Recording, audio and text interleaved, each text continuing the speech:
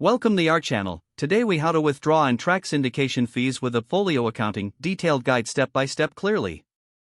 To begin withdrawing syndication fees with Appfolio Accounting, log into your Appfolio account. Once logged in, navigate to the main dashboard. Locate the accounting section in the left-hand menu. Click on Transactions to view your financial records. In the Transactions section, find the Withdrawals tab.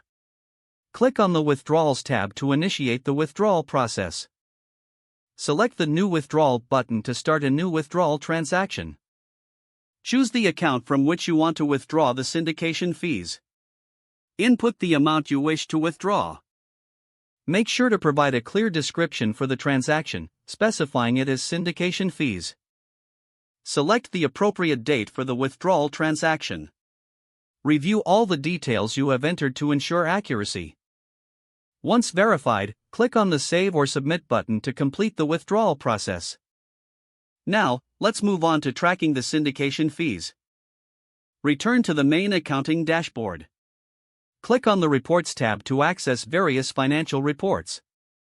From the Reports section, select Transaction Report. Set the date range for the report to include the period you wish to review. Filter the report by transaction type to focus on syndication fees. Generate the report to see a detailed breakdown of your syndication fees. You can export the report if you need to share or analyze it further.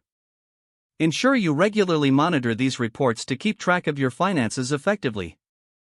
With these steps, you'll successfully withdraw and track your syndication fees using Appfolio Accounting. If the page does not load, refresh the browser or try again in a private or incognito window. Make sure you are using the correct email address, then retype it carefully to avoid small typos. If your password is not accepted, use the reset option and create a new strong password you can remember. Check your spam folder for verification or security emails, then complete any requested confirmation steps. Enable two-factor authentication if available to improve account security and reduce unauthorized access risk.